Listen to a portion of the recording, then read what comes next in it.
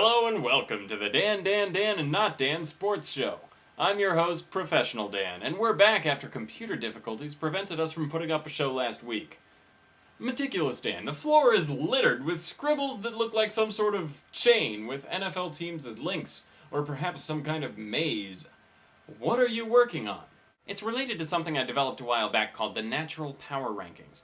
It looks only at scores and ranks the teams solely based on who beat whom and by how much over the past 3 weeks, and comes up with a ranking. More than anything else, I found it helps me pick upsets. Sounds confusing. Drunk Dan, what's in the glass? It's a gin and tonic, made with a brand of gin that I'm trying for the first time. It's called Blue Coat.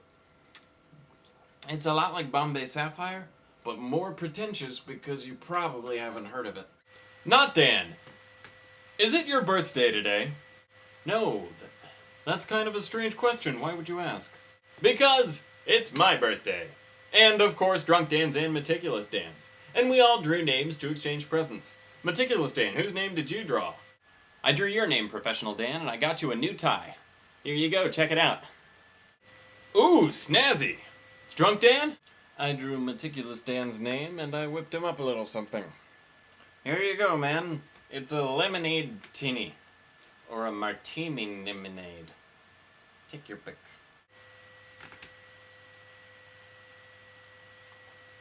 Wow, this is good! Must not have much alcohol in it. Actually, it's got like 3 ounces of vodka. And the added sugar will make it process faster if I remember correctly. So maybe slow down a bit? Well, I drew your name, Drunk Dan, and I made you this. Whoa! It's a much nicer version of my You Won't Make the Super Bowl board. So first we'll get you up to date on that. According to my notes, you've already crossed out Chicago, Detroit, Tampa Bay, Carolina, San Francisco, St. Louis, Buffalo, Cleveland, Jacksonville, and Oakland. I still think Chicago could have a chance if they get Matt Forte more involved. Trust me, they don't have a chance. Okay, all caught up. Now, I put this off a while, but it gives me great pleasure to cross out the 1-5 Dallas Cowboys from this list. And Cincinnati is also sunk. I'm tempted to add San Diego or Minnesota, but they're both talented enough to still go on a roll. San Diego's already done that several times during Norv Turner's tenure. I understand why it's difficult to eliminate teams at this point. The league is in an interesting place right now, with every NFC team having lost at least 2 games. Indeed, most of the power rankings out there have 7 or 8 AFC teams in the top 10, sometimes monopolizing the top 5. Man, this drink is good! What was I saying? Oh, right. The NFC has a bunch of flawed teams at the top, and arguably only one hopeless team. Well, I count 4. San Francisco, Carolina, Detroit, and Dallas. I don't even want to bury Dallas yet.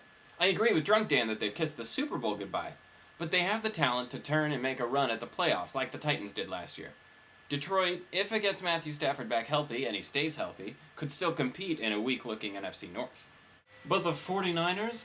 They'd better be savoring the Oakland win, because they won't be getting another win for a while. Not to interrupt, but that's definitely not Dan's overly hasty conclusion of the week. Need I remind you that they have Carolina, the one truly hopeless NFC team, next week? Ooh, I'm starting to feel a buzz. Yes! I've been trying to see what this guy looks like drunk for years. Well, before we lose you, who's your offensive line of the week? Not even a contest. The New Orleans Saints reasserted their dominance this week, and it all started with the O-line, allowing no sacks and creating space for 6.6 yards per carry, even with the team's top 2 running backs out of the game. Nice work, German Bushrod, Carl Nix, Jonathan Goodwin, Jari Evans, and John Stinchcomb. Drunk Dan, who gets your toast of the week? James Hall, the St. Louis Rams defensive end. This guy has never been on a playoff team in 11 years with Detroit and St. Louis. He's got over 50 sacks in his lifetime, and on Sunday he was one of 3 guys on his team who had 2 sacks against the Chargers, and he also blocked a field goal. There's a lot of hubbub, if you will, about helmet-to-helmet collisions this week. Should the league begin imposing suspensions for unnecessary roughness? Absolutely. Football is no place for violence and hard hitting. Look, there are some hits that clearly should not happen, and they should be prevented and punished when they do happen. But this whole thing looks like it's about to go way over the top. Here. Where there are heavy penalties for fouls, there is flopping. NFL teams will do anything to gain an edge, so what's to stop teams from telling a guy, hey, if you get hit in the helmet, stay down. You'll miss a play, the other guy will miss a whole game. One of my favorite things in football is when a guy gets nailed, and then he hops up immediately smiling. The attitude that comes with football, where Ben Roethlisberger comes back from his suspension and says, it felt really good the first time I got hit. That was great about football. If this turns into soccer, where people are falling over every time they get touched, it's gonna get stupid. I have to say, it's getting hard to tell the difference between you two. Well, Meticulous Dan, you said earlier that you were working with a system to help you pick upsets. Who's going to get a surprise win this weekend? Dallas is favored in a number of places to beat the Giants at home, but my rankings have the Giants higher than anyone else in the NFC. Eli Manning finally went a game without throwing a pick last week. Maybe he'll make it 2 in a row, but the Giants could still win even if he doesn't. Not Dan, who's your upset pick? I think Arizona gets their second win behind Max Hall on the road against the Seahawks. And Drunk Dan? The Bears are favored against the Redskins, but I don't think they stand a chance. This might be the game the Skins finally put a hurting on someone, and don't let it come down to the final seconds. If so, my cardiologist will be grateful.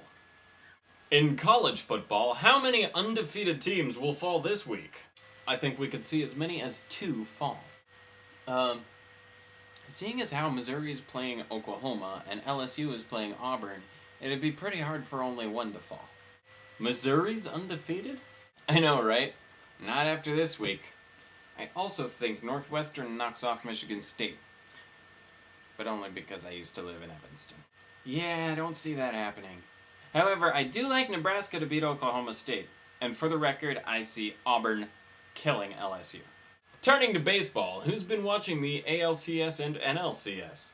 Man, what great stuff. Classic pitching performances by some of the best in the league. So basically, you've just been reading the headlines too? Yeah. This is hard for me. As a general rule, I like defense. I like watching good pitching. But I have no interest in these games. Maybe it's because if you ask me to name 4 teams I'm inclined to dislike, I'd say the Yankees, the Giants, the Phillies, and the Rangers. I don't like pitchers' duels over a 7-game series. The World Series should be decided by guys who play every game, not 3 of 7. Maybe not the Rangers. I'm probably rooting for them to win it all, since they haven't in a while. Like, ever. But that would make Dallas fans happy. I'll throw them a bone. We don't hate the Mavericks just because they play in the same city as the Cowboys. Good point. My least favorite baseball teams are probably as follows. The Yankees, the Phillies, the Athletics. I have no real reason to hate them. There's just absolutely nothing to like. And the name Athletics might be the stupidest in professional sports. And the Giants. What about the White Sox? Now, what are you talking about? I love the White Sox.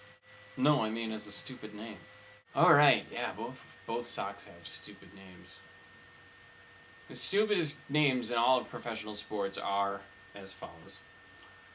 The Athletics, Red Sox/White Sox, the entire WNBA, the Jazz, the Reds and Browns are tied, the Lakers, and then all of the teams who tried way too hard to be relevant to their cities. The Packers, the Texans, the Phillies. A filly is a baby female horse, for crying out loud.